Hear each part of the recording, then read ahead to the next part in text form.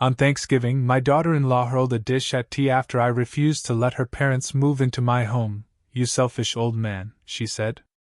And my son said, "Don't call me your son anymore." I just smirked, stood up, and called my brother Phase 1 complete. The police arrived. What would you do if your own son didn't just disrespect you, but tried to steal your home? Not just live there, but actually make plans to claim it as his own? I never thought I'd find myself asking that question, especially not after a Thanksgiving dinner that felt colder than any Arizona winter. The air in that room? It wasn't just silent, it was heavy. Thick with something I couldn't quite place, but my gut screamed wrong. I'd brought a good Cabernet, the kind Herbert used to love, and a pecan pie from his favorite bakery. Both sat untouched, a silent testament to the tension already simmering. My daughter-in-law, Beulah, carved the turkey with a chilling, mechanical precision, her jaw set like granite. Herbert wouldn't meet my eyes. Not for a second. I'd felt it the moment I stepped through their door 20 minutes earlier. This modest rental in Tempe, the one they'd moved into 6 months ago, smelled right. Roasted turkey, sweet potatoes, the usual Thanksgiving spread. But the temperature was all wrong. Bone-chilling, despite the desert heat outside. "Pass the rolls, please," I said, keeping my voice neutral, almost casual. Herbert fumbled with the basket, nearly dropping it. His hands trembled slightly as he set it beside my plate. Beulah watched him with the focused intensity of a handler watching a trained dog perform. "Your father asked for rolls, Herbert," she purred, silk over steel. "Right. Sorry. Here you go, Dad." I took one, buttered it slowly.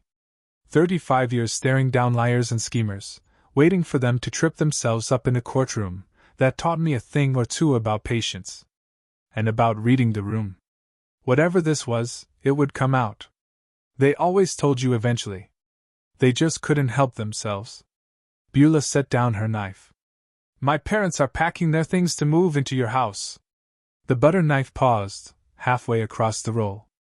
I looked up, a slow burn starting in my chest. "Excuse me? They're losing their apartment." She said it like she was discussing the weather. Casual. Final. "Your house has plenty of room. They'll move in by mid-December." It wasn't a question. Not a request.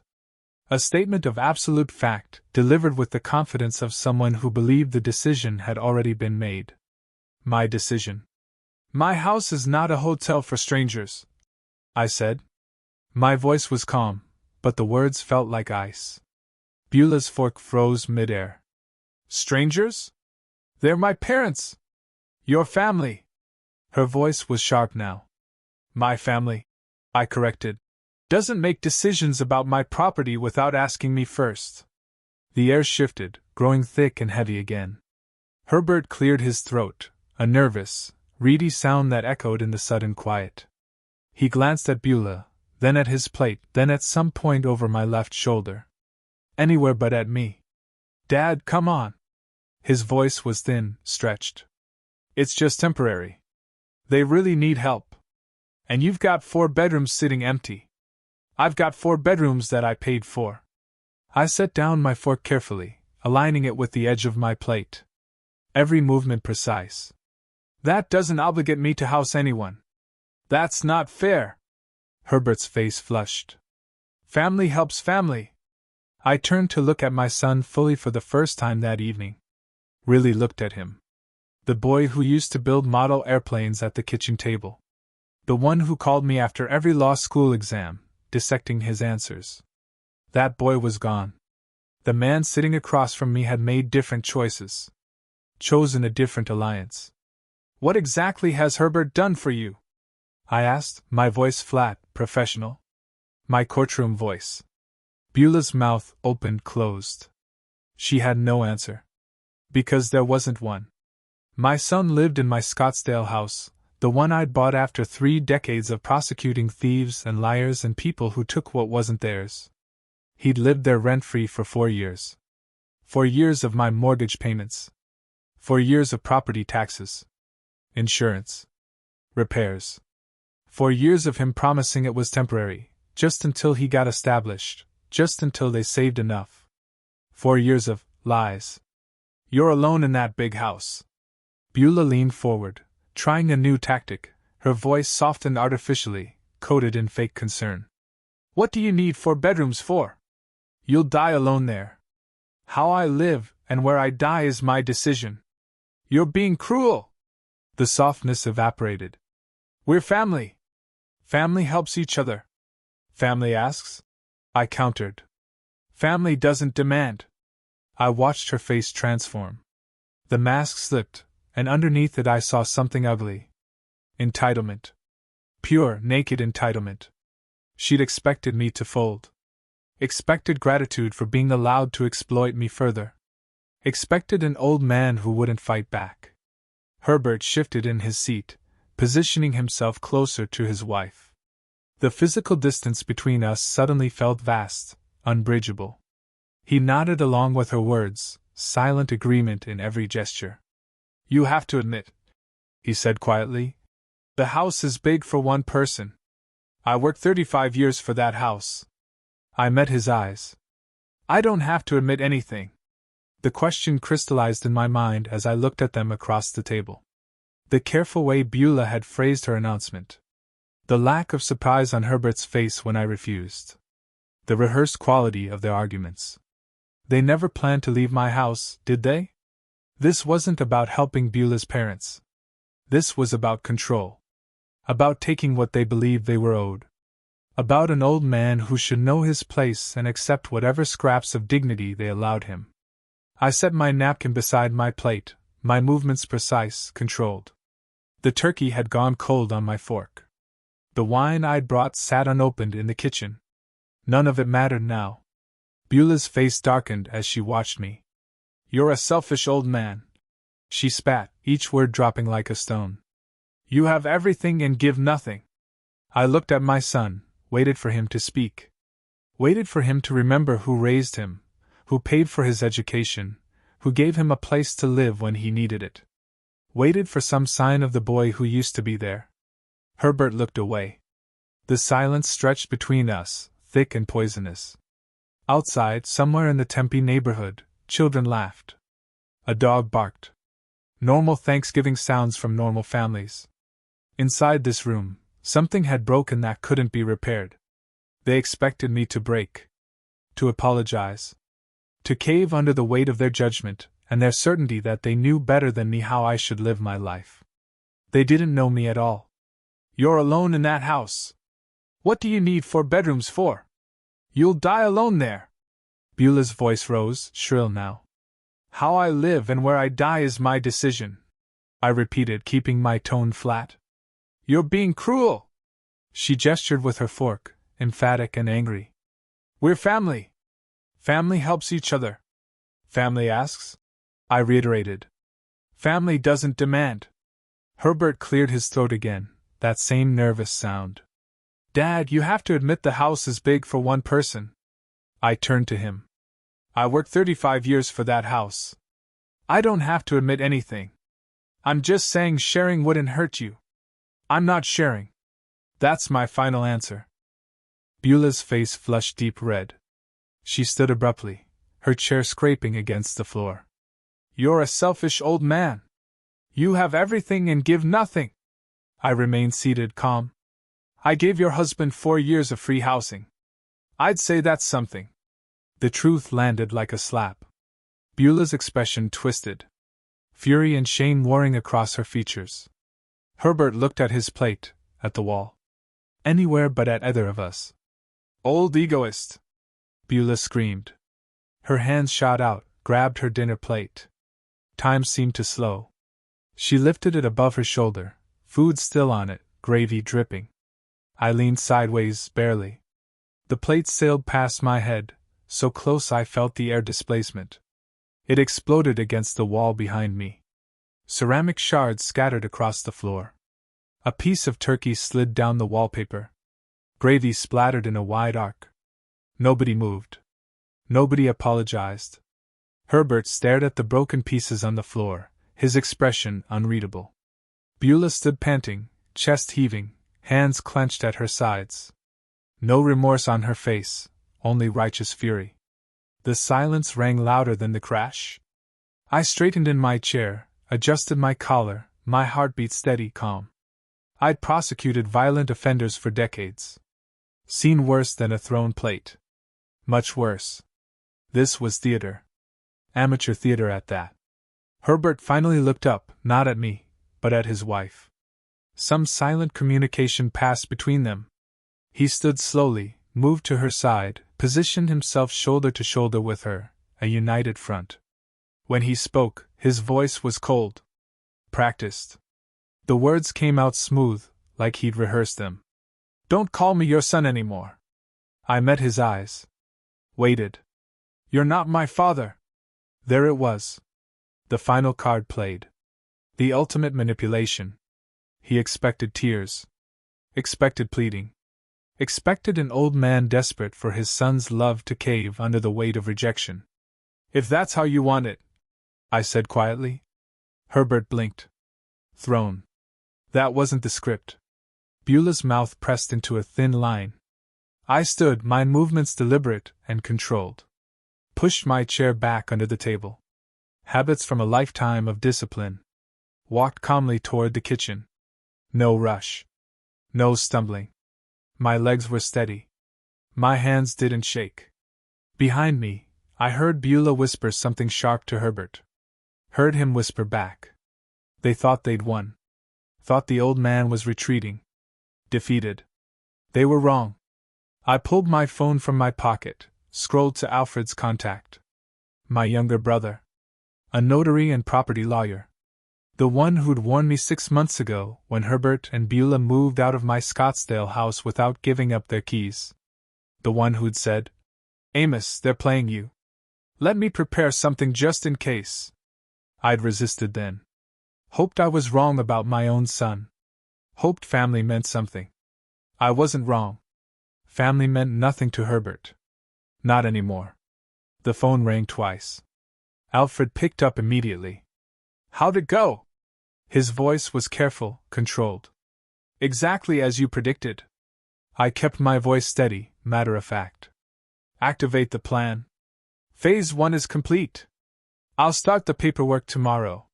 Through the doorway, I could see Herbert and Beulah watching me. Their faces had changed. Uncertainty crept in around the edges of their anger.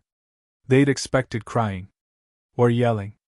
Or desperate attempts at reconciliation. Instead, they got this. A calm phone call, cold efficiency, no emotion at all. Good. Let them wonder. Perfect, I said to Alfred, and ended the call. I slipped the phone back into my pocket, looked through the doorway at my son and his wife. They stood close together, united in their certainty that I was the villain in their story. That I owed them something beyond what I'd already given. That my refusal to be exploited further made me cruel.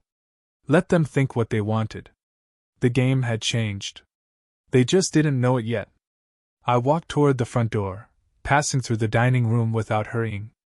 Herbert took a half step forward, some automatic instinct, then stopped. Beulah grabbed his arm, held him back. My hand found the doorknob. I turned it slowly, pulled the door open. Cool evening air rushed in, carrying the scent of mesquite and desert sage. Somewhere in the distance, a siren wailed. Normal Phoenix sounds. Normal world, continuing outside this bubble of dysfunction. "Dad?" Herbert's voice cracked slightly. I paused, looked back, gave him one more chance to be the man I'd raised. The man who understood right from wrong.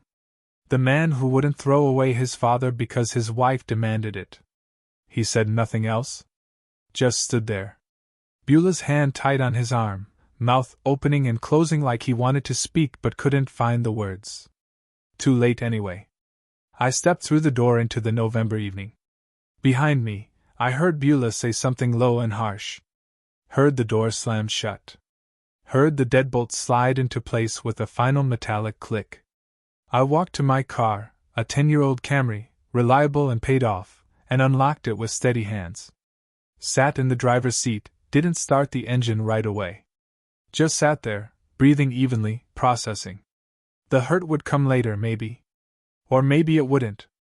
Right now, all I felt was clarity. Cold, crystalline clarity.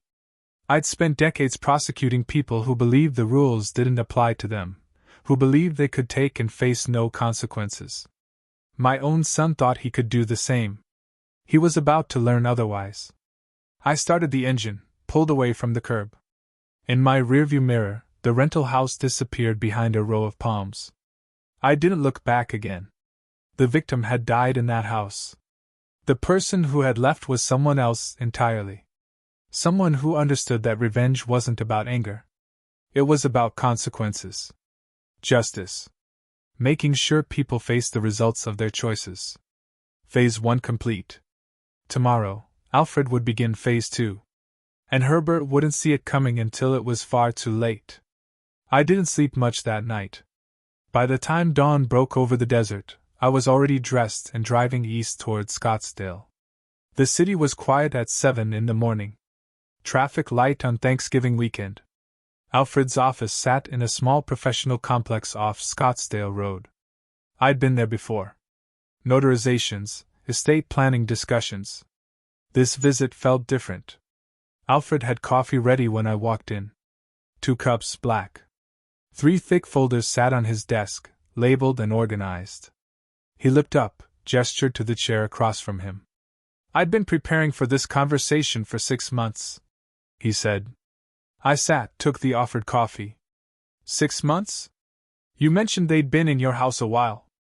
I started documenting. He opened the first folder. Utility bills. Every month for 4 years. Water, electric, gas, all in my name, all paid by me. The pages spread across his desk like evidence at a trial. My evidence. My money. I'd been avoiding looking at it too closely, because I didn't want to see what they revealed. Second folder. Alfred tapped it. Property tax statements. You've paid $9,200 annually for that house. They've contributed 0. And the third. Rental market analysis. He pulled out printed comparisons. Similar homes in Scottsdale. 4 bedrooms, 3 baths. My square footage. Average rent $2,800 per month. I did the math automatically. 48 months times $2,800, plus utilities, roughly $340 monthly, plus proportional property taxes. The number made my jaw tighten. $148,000. Alfred said quietly. That's what you've subsidized over 4 years. The coffee tasted bitter suddenly. I set it down. No rental agreement was ever signed. Alfred already knew the answer. No. I told Herbert he could stay temporarily while they saved money. I heard how naive that sounded now. It was supposed to be 6 months. Alfred closed the folders, stacked them precisely. Legally, they're guests who overstayed, not tenants with rights. That's our advantage. What do you recommend? Eviction notice. Arizona Revised Statutes, Section 33 to 1368. 30 days for guests without lease agreements. Clean, straightforward. He pulled a 4th document from his drawer. I've already drafted it. I read through the legal language.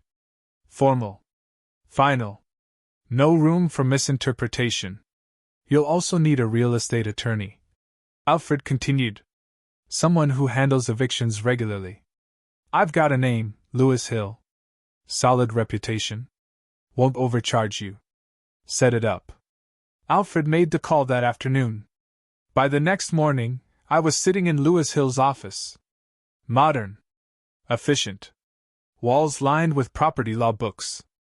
Lewis was younger than I expected, early 40s, but his handshake was firm and his eyes were sharp. Your brother sent me the documentation, Lewis said, getting straight to business. Without a lease, this is straightforward. 30-day notice. If they don't vacate, we file for court-ordered eviction. He laid out the timeline. Notice gets served by a sheriff's deputy. Official record. After 30 days, if they're still there, we file. Court date typically within 5 to 7 days. Arizona favors property owners in these situations. I want this done correctly. No procedural mistakes they can exploit. Lewis smiled slightly. That's why you hire an attorney. I'll handle everything. The retainer was $3,500. I wrote the check without hesitation. December 2nd arrived, cold and clear. Lewis coordinated with the Maricopa County Sheriff's Office. At 2:17 in the afternoon, a deputy knocked on my Scottsdale house door. Herbert answered, confused. The deputy handed him the sealed envelope, explained what it was. Logged the delivery time. Official. Legal. Irreversible. Lewis called me 20 minutes later. It's done. He's been served. I marked the date in my calendar, January 2nd. 30 days. My phone rang less than an hour after service. Unknown number. I answered. Dad. Herbert's voice cracked. Please, we can work this out. Don't do this. I kept my tone flat. Professional. You had 4 years. We'll pay rent. We'll sign a lease. Just give us more time. 30 days from December 2nd. After that, court. Dad? I ended the call. The phone buzzed immediately. Text messages. Beulah. I read the first 3. You'll regret this. I'll tell everyone what kind of person you are. You're destroying your family. I blocked both numbers. The phone fell silent. Minutes later, Alfred called. Did they try to contact you? Herbert called. Beulah texted threats. Did you engage? Briefly, then I blocked them both. Good. Alfred's voice carried satisfaction. Don't respond to anything else. Let the legal process work. That's exactly what I intend to do. I hung up and walked to my kitchen window. The house was quiet. Properly quiet. Not the oppressive silence of avoiding difficult truths. I'd prosecuted criminals for 35 years. Learned that justice worked when you followed procedure. Documented everything. Let the system do what it was designed to do. Herbert and Beulah had 4 years to act like family. 4 years to show gratitude. Respect. Basic human decency. Instead, they'd shown me exactly who they were. I believed them. The law was on my side now. And the law doesn't care about tantrums or manipulation or social media campaigns. The law cares about contracts, property rights, documented evidence. I had all 3. They had 30 days. The week after I served the eviction notice, my phone started ringing. Not Herbert or Beulah. I'd blocked them. Other people. Old colleagues. Distant acquaintances. People I hadn't spoken to in months, asking if I was okay. The first was Raymond, retired from the prosecutor's office 3 years before me. Amos, I saw something on Facebook. Your daughter-in-law posted about you evicting them. Are you all right? I'm fine, Raymond. She's saying you're throwing them out before Christmas, making it sound pretty harsh. I kept my voice neutral. It's a legal matter. I'm handling it appropriately. But is it true? Are you really? You don't have the full story. Trust that I do.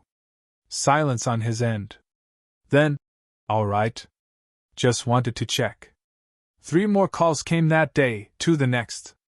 All variations of the same conversation, all asking questions based on Beulah's version of events.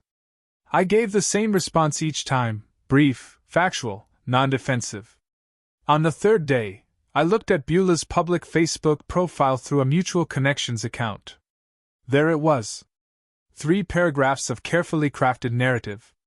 Herbert looking mournful in a photograph, eyes downcast. The post painted me as a wealthy, heartless father, evicting his struggling son right before the holidays. Hashtags at the bottom. Hashtag unjust family betrayal. Hashtag elder abuse. The irony of that last hashtag wasn't lost on me.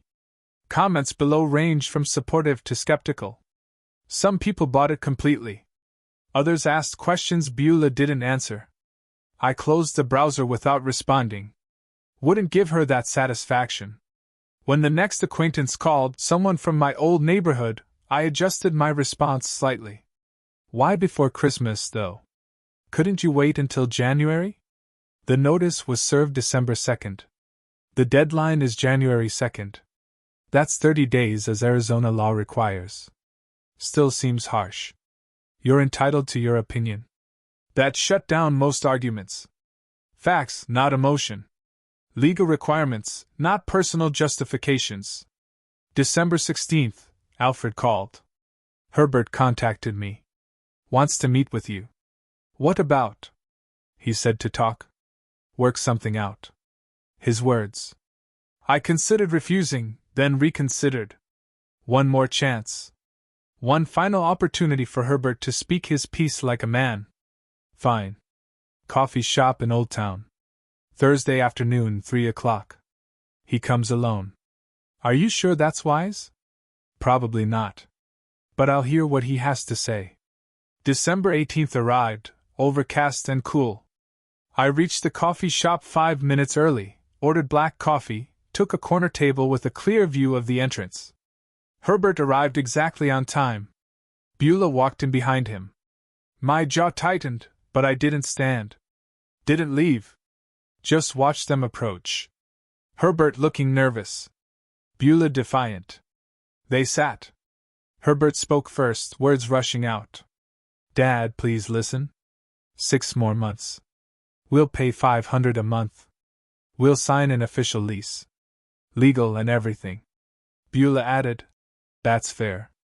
That's reasonable. Any landlord would accept it. I sipped my coffee. Let them finish. Any landlord wouldn't have given you 4 years rent-free. Herbert's face flushed. We know.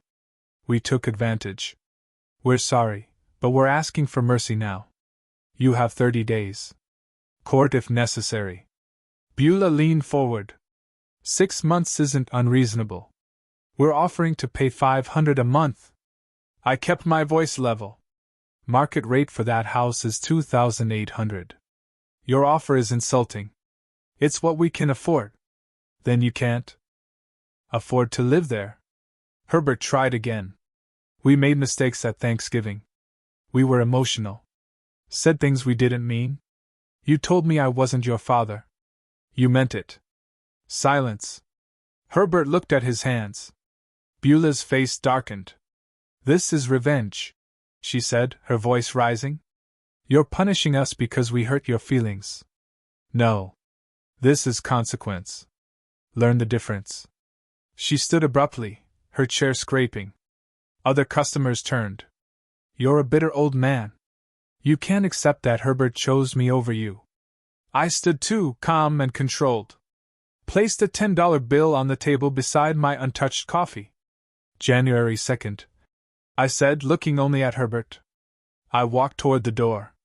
Behind me, Beulah's voice rose higher, accusations blending together. Herbert didn't follow. Didn't defend me. Didn't do anything except sit there, shoulders slumped, defeated. I pushed through the door into the cold December air. Walked to my car, sat in the driver's seat for a moment before starting the engine.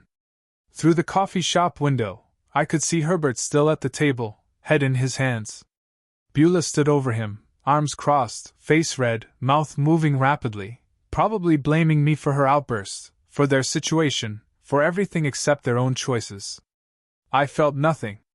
No pity, no anger, just absolute certainty. They would not leave voluntarily. January 2nd would arrive and they'd still be in my house, still believing somehow this would work out in their favor, still thinking I'd cave under social pressure or family sentiment, or Christmas spirit.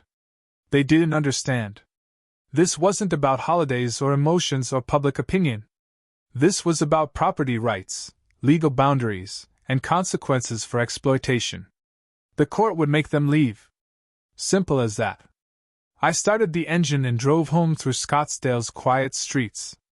Christmas lights decorated houses I passed. Wreaths, inflatable decorations, trees visible through windows. Normal families preparing for normal holidays. I'd have a quiet Christmas alone. I'd had quiet Christmases before. Preferred them, honestly. No drama. No false cheer. No pretending everything was fine when it clearly wasn't. My house, my real house, the one I actually lived in, would be peaceful, clean, mine. And come January, the Scottsdale house would be mine again, too. All of it. Legally. Finally. Permanently. Christmas came and went. I spent it alone, which suited me fine. The day after, Alfred called. You need to see what I found. Can you come to the office? His tone told me everything. This wasn't good news. December 27th, I sat across from Alfred as he spread new documents across his desk. 3 folders this time, each thicker than the last. Coffee steamed between us, untouched. I've been digging into Herbert's finances, Alfred said. Preparing for potential court challenges. You need to see this. He opened the first folder. Credit reports. 7 different credit cards, all near or at their limits. The numbers climbed steadily, 8,000, 11,000, 13,000. My eyes found the total at the bottom. $47,000 in credit card debt. I kept my voice level. That's just the credit cards. Alfred opened the second folder. Auto loan on that Dodge Charger he drives. $31,000 remaining. 3 missed payments. Repossession notice dated December 15th. I did the math automatically. 78,000 so far. There's more. Alfred slid bank statements across. Regular transfers to offshore gambling sites. 12,000 over 2 years that I can track. Online poker. My hands tightened on the folder edges. Herbert had a gambling problem? How would I miss that? Because you weren't looking, Alfred said, reading my expression. He hid it well. Probably hid it from Beulah, too, initially. $90,000 in debt. The number felt obscene. We're not done. Alfred produced a loan application from the third folder. Beulah took out $18,000 in Herbert's name last year. Personal loan. Purpose listed as business investment. I examined the signature. Did he know? Alfred shrugged. That signature looks questionable. Might want a handwriting analyst, but I doubt it matters now. He showed me receipts stapled to the back. Instagram influencer courses, marketing seminars, motivational coaching programs. $18,000 in 4 months. All worthless. $108,000. I set the document down carefully. Combined debt. That's catastrophic for 2 people earning what they earn. Alfred paused, his expression darkening further. But there's one more thing. The worst thing. He pulled a separate folder from his drawer marked critical in red ink. Inside was a mortgage refinancing application. Dated June 2023. My address listed at the top. I scanned down to the applicant information. Herbert Wright listed as co-owner. My vision narrowed. What is this? He tried to refinance your house. $400,000 cash out refinance. Claimed he was co-owner. The bank required ownership documents. He couldn't provide them. Application rejected in 2 weeks. I read through the form again, slower this time. Every line felt like betrayal, written in ink. My son had tried to steal my house. Not ask. Not discuss. Steal. He actually filed this? My voice sounded distant to my own ears. Yes. And when it failed? Alfred leaned forward. Think about the timeline. June 2023. Refinancing rejected. By late 2023, they're talking about Beulah's parents moving in, creating more occupants, more claim to the property. The pieces aligned with terrible clarity. It was planned. All of it. I think so. For years establishing residency. Then the refinancing attempt. When that failed, they needed another angle. More people in the house makes eviction harder. Strengthens any future claim. I stood, walked to Alfred's window. Below, Scottsdale Road carried normal traffic. Normal people living normal lives. Not discovering their children had been planning theft for years. They never intended to leave. I said quietly. No. And if you died first? Alfred didn't finish. Didn't need to. If I died, they'd have claimed the house was theirs. 4 years of residency, no written agreement, possession as 9/10 of the law. They'd have fought any legal challenge from the estate, tied it up in court for years. I turned back to Alfred. What else do I need to know? That's everything. The debt is documented. The refinancing attempt is documented. The gambling pattern is documented. If they try to claim hardship in court, we have evidence of why they're in hardship. Will we need this for the eviction hearing? Probably not. Eviction is straightforward. No lease, no rent paid, proper notice given. But if they make allegations about you, or try to claim some verbal agreement. Alfred tapped the folders. We have ammunition. I gathered the folders, each one a weapon for the coming battle. My coffee had gone cold. I hadn't touched it. They don't know you have all this, Alfred said, walking me to the door. Good. They think they're just fighting an eviction. I looked at him. They're not fighting an eviction. They're fighting a prosecutor with 35 years of experience building cases against people who take what isn't theirs. Alfred smiled grimly. Lewis filed the court papers yesterday. Hearing is January 16th. I'll be ready. I drove home through quiet post-holiday streets. Christmas decorations still hung on houses, looking tired and slightly sad. The season of goodwill and family togetherness had ended. Reality reasserted itself. In my living room, I spread Alfred's folders across my coffee table, reviewed each document again. The credit card statements, showing systematic maxing out. The gambling transfers steady as clockwork. The influencer course receipts, each one more absurd than the last. The refinancing application with its audacious lie. My son owed $108,000. My son had a gambling addiction. My son had tried to steal my house. These were facts. Documented. Verified. Undeniable facts. The Herbert I'd raised, the boy who built model airplanes, who called after exams, who once had integrity, that Herbert was gone, if he'd ever really existed. This Herbert, the one revealed in these documents, was someone I didn't know. Someone I didn't want to know. The court date was January 16th, 19 days away. I'd be ready. More than ready. The 2 weeks between New Year and the hearing moved slowly. I reviewed documents each evening. Lewis prepared our case. When January 16th arrived, I dressed in my courtroom suit, the same one I'd worn for 35 years, and drove downtown. I reached the Justice Court at 8:20. Lewis waited near the courtroom door, briefcase beside him. Ready? He asked. I nodded. Through the hallway window, I saw Herbert and Beulah arrive in the parking lot. Even from this distance, the tension was visible. Beulah gestured sharply. Herbert's shoulders slumped. They entered the building at 8:45. Beulah's eyes found mine immediately. Pure hatred radiated from her. Herbert wouldn't look at me, just stared at the floor, hands shoved in his pockets. The bailiff called our case at 9:03.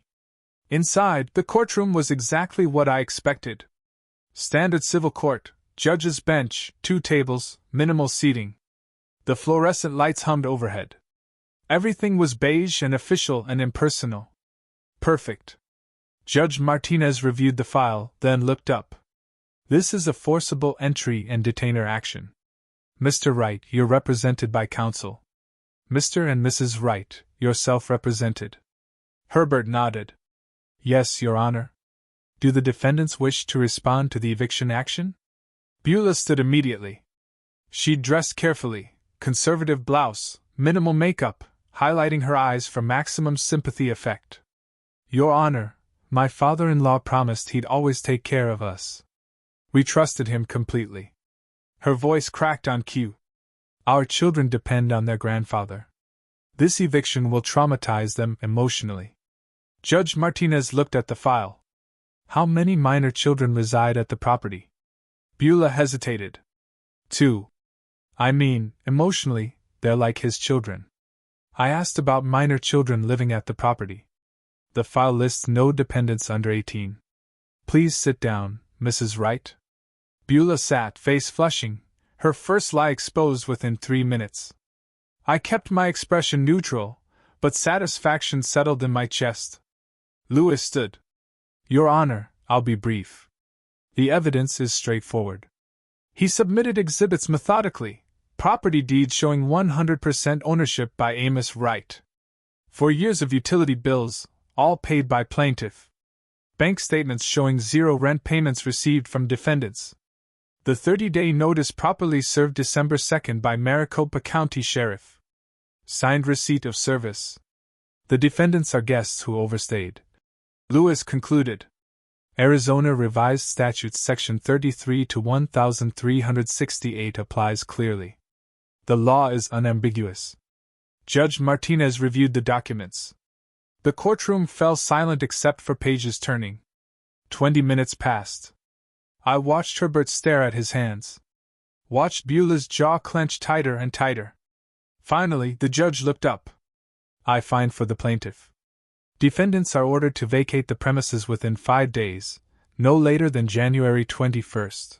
Sheriff will supervise removal if necessary. Herbert stood abruptly. Your Honor, please. Can we have 30 more days? We have nowhere to go. You had 30 days. You ignored the legal notice. We thought we could work something out with my father. That's not how eviction law works. The notice was proper. The deadline passed. Motion for extension denied. Herbert's voice broke. But we have nowhere. The gavel struck.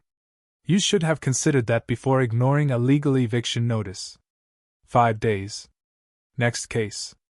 Beulah erupted. This isn't over. You're a monster. She whirled toward me. You'll regret this. I stood. Met her eyes directly. My voice came out level and clear. No, I won't. You're destroying your family. I turned to Lewis, ignoring her completely.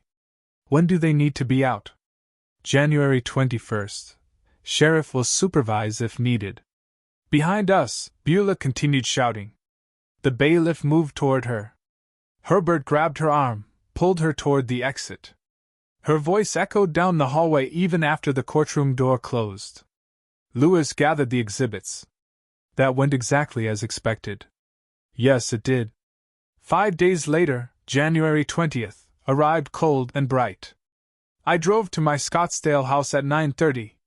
The sheriff's vehicle was already there. 2 deputies standing on the lawn. Mr. Wright? The senior deputy checked his clipboard. We're here to supervise the eviction. You just need to observe. Confirm when they're gone. I nodded, staying near my car, keeping my distance. At 10 o'clock, Herbert and Beulah emerged with the first load of boxes.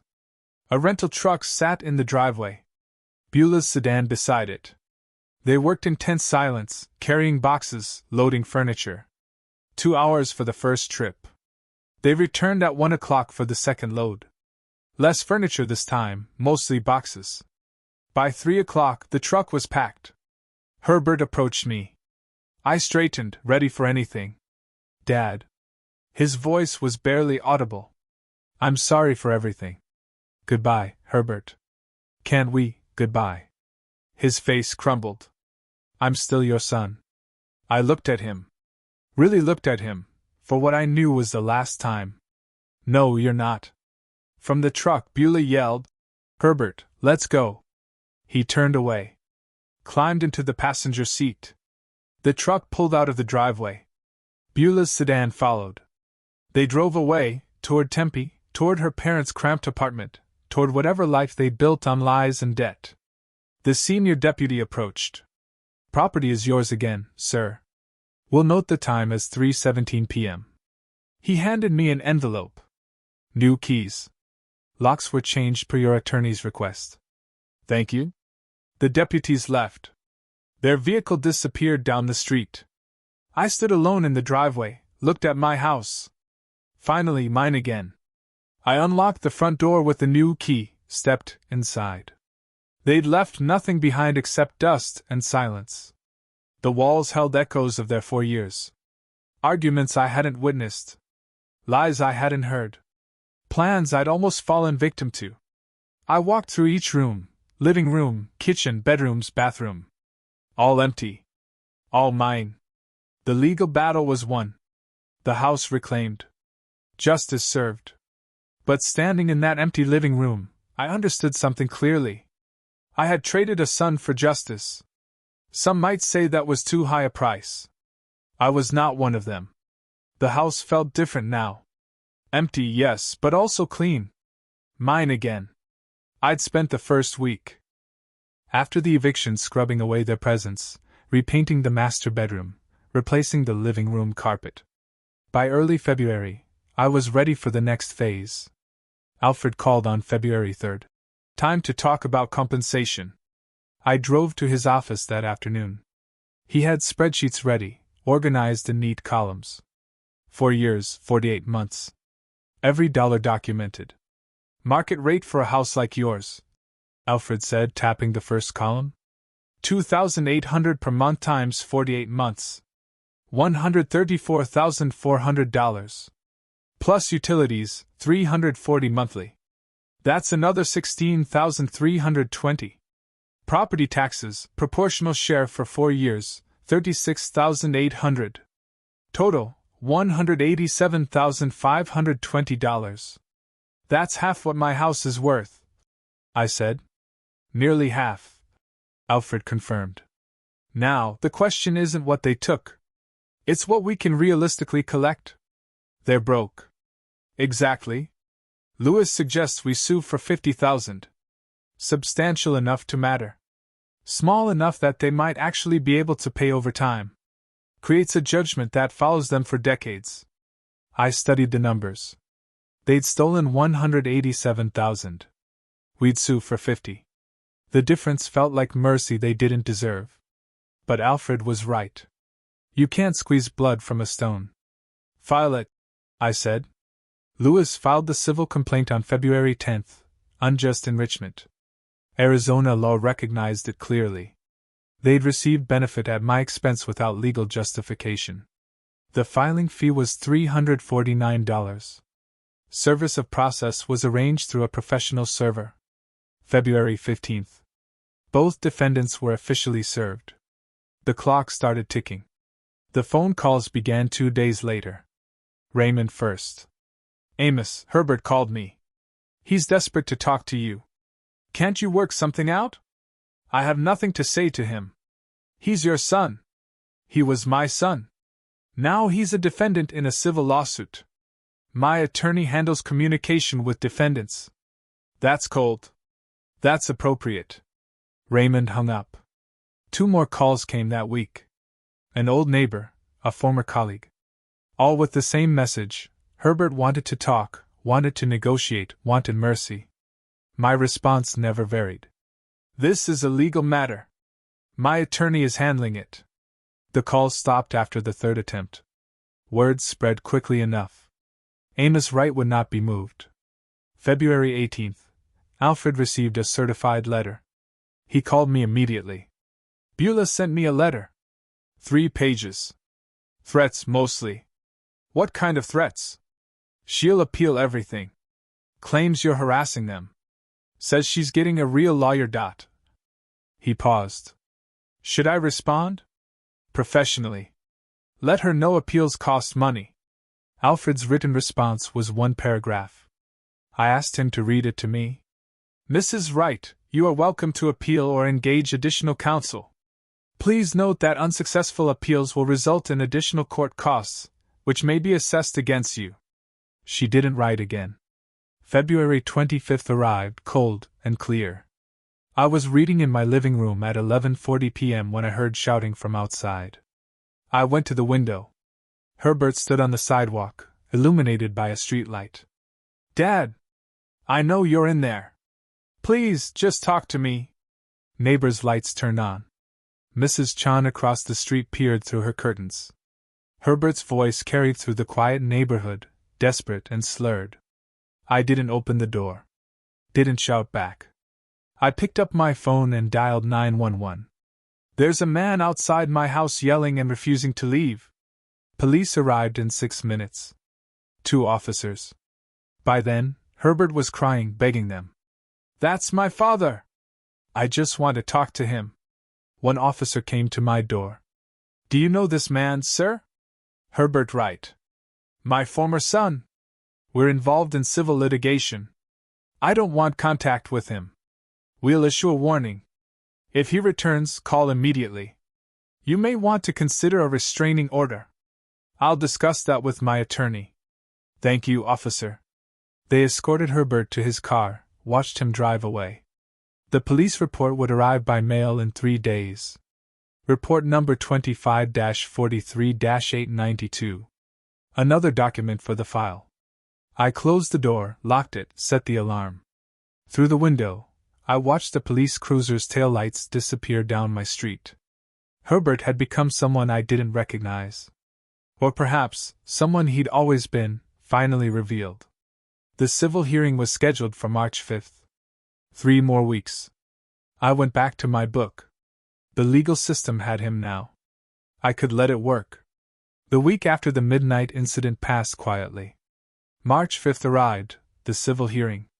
I met Lewis in the Superior Court lobby at 8:30. He carried a briefcase I hadn't seen before. Thicker. New evidence, he said. From Discovery. You need to see this. We found a bench in the hallway.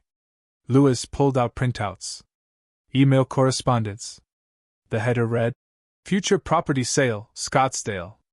Beulah's emails with a real estate agent. Lewis explained. October 2023.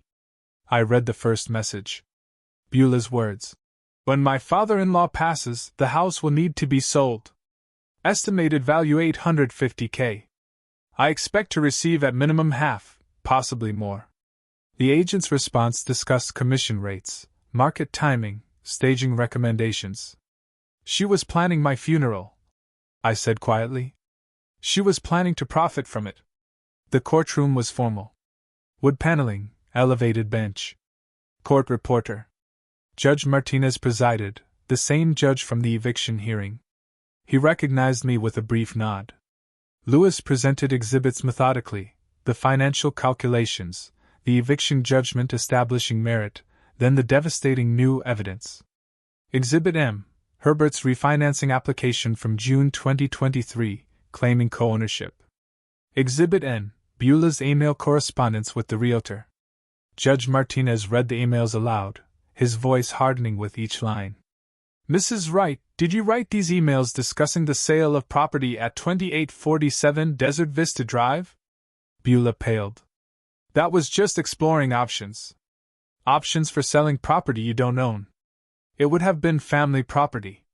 It is not family property. It is Mr. Amos Wright's sole property. Did you have permission to discuss its sale? Silence. Then quietly. No. Their chief lawyer had nothing to offer. No defense against documents, against their own words. Judge Martinez reviewed the evidence for 20 minutes. The courtroom fell silent except for papers rustling. Finally, he spoke. This court finds a clear pattern of financial exploitation. The defendants engaged in systematic abuse of plaintiff's generosity, attempted fraudulent refinancing, and planned property theft following plaintiff's anticipated death. While plaintiff seeks $50,000, this court awards $42,000 in compensatory damages, payable at $1,750 monthly for 24 months. Herbert's lawyer stood. Your Honor, that amount is approximately 45% of defendant Herbert Wright's net monthly income. I'm aware. Judge Martinez's expression remained hard. Perhaps he should have considered that before attempting to defraud his father. Wage garnishment authorized if payment lapses. Next case. The gavel struck. Outside the courthouse, Herbert approached me one last time. Dad, I'm sorry for everything. I stopped, turned. Sorry doesn't pay the judgment. I'll pay it every month. I promise. You'll pay it because the court ordered it, not because you're sorry. Can we ever? Goodbye, Herbert. I walked away. Didn't look back. 5 days later, Alfred called. Herbert lost his job. I see. The auto dealership ran a background check, found the civil judgment, terminated him immediately. I said nothing. There was nothing to say. They're being evicted from Beulah's parents' place, too. Too much drama. Where will they go? Cheap rental in West Phoenix. $900 a month. Rough area. The first payment would be due April 1st, $1,750. On Herbert's new warehouse salary, $16 an hour at Home Depot, it would be nearly impossible. But that wasn't my concern anymore. I heard about the apartment through Alfred, who'd driven by out of curiosity. Bars on the windows. He reported cracked stucco, cars on blocks in the parking lot. I didn't ask why he checked. Maybe he needed to see it, to know the ending was real. I didn't need to see it. The financial calculation was simple. Herbert earned roughly $33,000 annually. Now, after taxes, maybe $25,000. $2,000 monthly. The judgment payment was $1,750. That left $250 for everything else. Add their existing debt, $108,000, and bankruptcy became not just likely, but inevitable. Their marriage was fracturing, too. According to mutual acquaintances, Beulah blamed Herbert's weakness. Herbert blamed her greed. They were destroying each other, exactly as they had tried to destroy me. The difference was I'd had the law on my side. They had only each other. And that, it turned out, wasn't enough. March 20th, I sat in my living room, my house, my furniture, my peace, and thought about justice. Not the abstract concept they teach in law school. The concrete reality I'd spent 35 years pursuing. Justice wasn't punishment for punishment's sake. It was consequence. Natural, inevitable consequence for choices made freely. Herbert chose to live in my house for 4 years without paying. Beulah chose to plan my death and the theft of my property. Together, they chose exploitation over honesty, greed over gratitude. The law simply made them face what they'd chosen. The debt, the judgment, the garnishment, the bankruptcy, the degraded circumstances. All of it. Every dollar, every consequence was theirs. They'd earned it. I turned the page of my book. Outside, the March evening settled into darkness. The desert air carried the scent of creosote and cooling asphalt. My phone sat silent on the table. No blocked calls, no threatening texts. Just silence. Finally, the last week of March passed quietly. Then Alfred called with news. They filed for bankruptcy. Chapter 7. It's in the system. I wasn't surprised. With $108,000 in debt and Herbert's warehouse salary, it was inevitable. Alfred forwarded the filing electronically. I scrolled through on my tablet. Case number, court docket, creditor list. Herbert and Beulah's debts itemized with clinical precision. Credit cards, auto loan, personal loans, my judgment. 23 pages of financial ruin made official. What does this mean, practically? I asked Alfred. They're broke. Officially. Permanently. Most debt gets erased, but your judgment survives.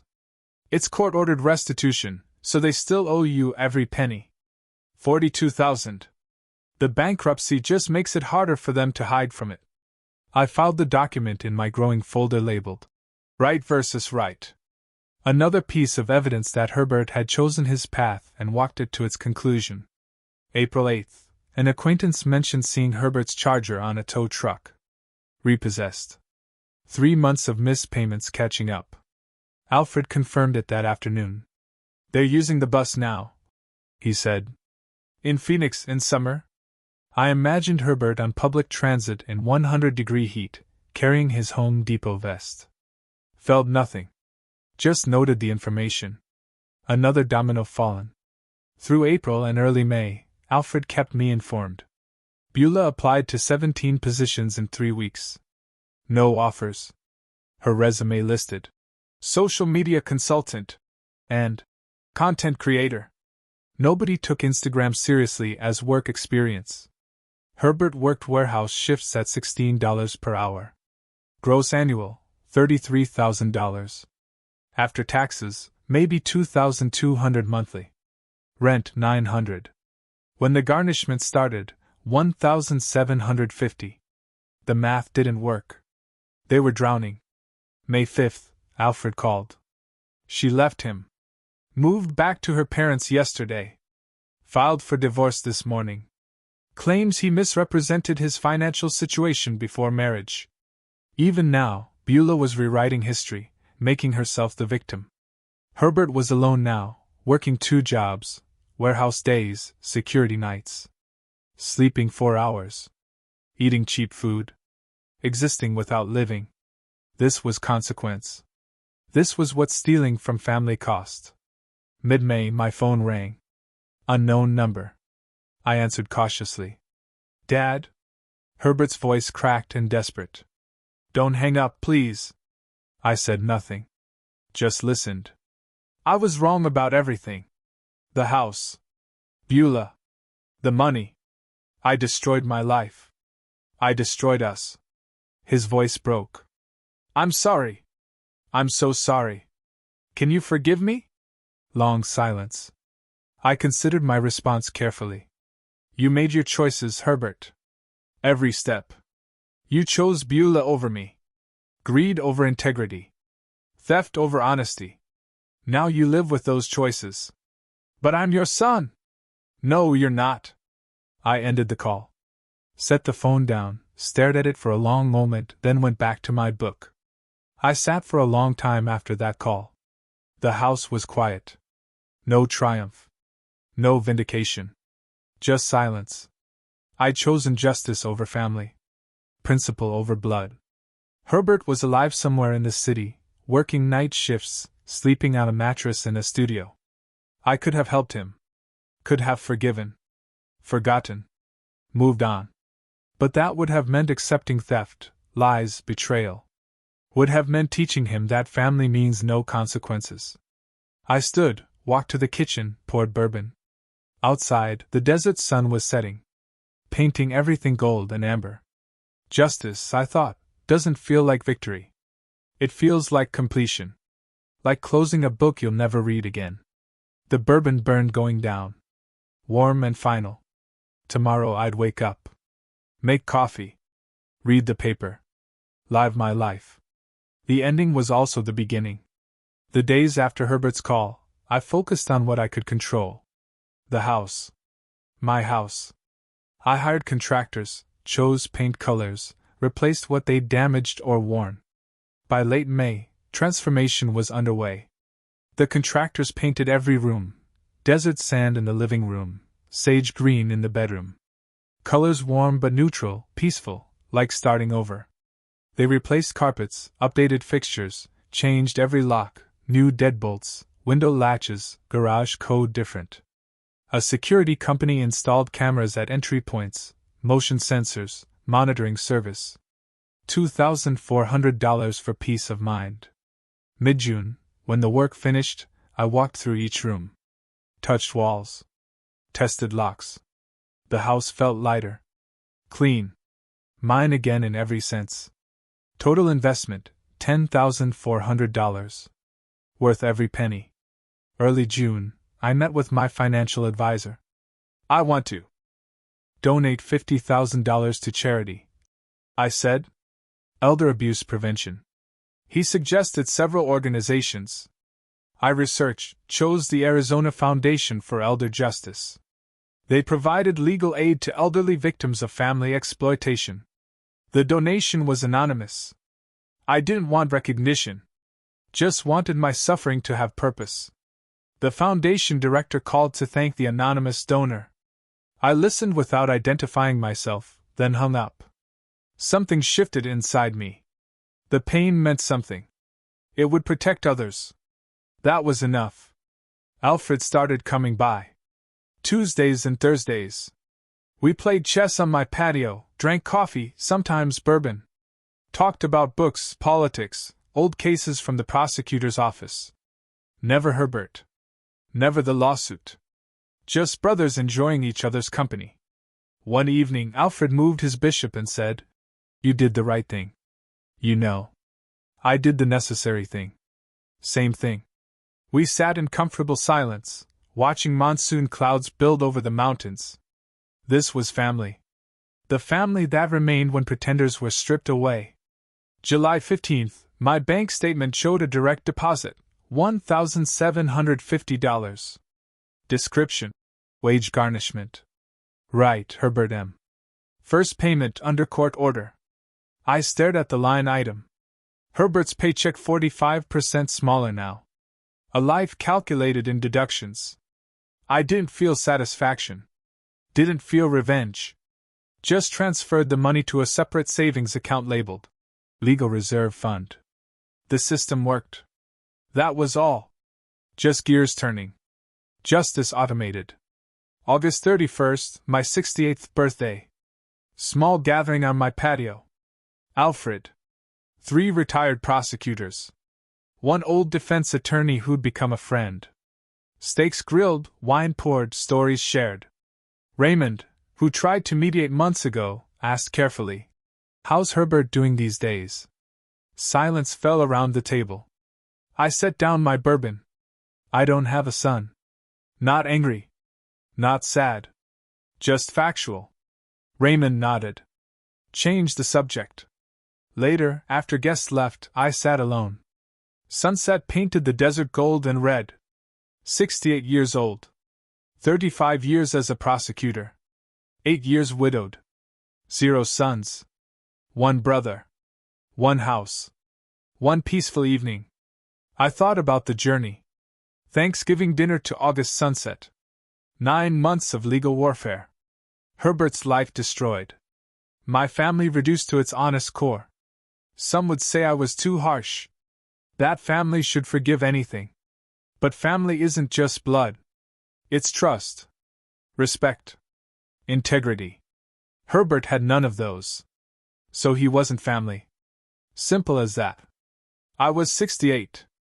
I had good years left. I'd spend them with people who valued me, not people who saw me as an asset to exploit. That wasn't cruelty. That was wisdom. The desert night cooled. Stars emerged.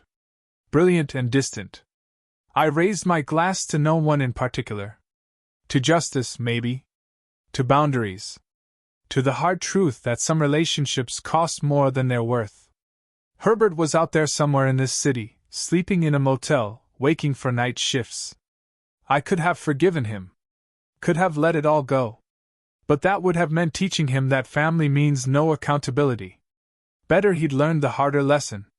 Actions matter. Choices define us. And sometimes love means letting someone fall. I finished my bourbon as the last light faded from the western sky. Justice isn't always sweet, but it's always necessary. I stood, walked inside, locked the door behind me. My house. My life. My peace. Tomorrow would come, and I would be ready for it. So, I've shared my story, my choices. It was a long road to get here. What do you think? Was I too harsh? Did I do the right thing? I really want to hear your thoughts and experiences in the comments below.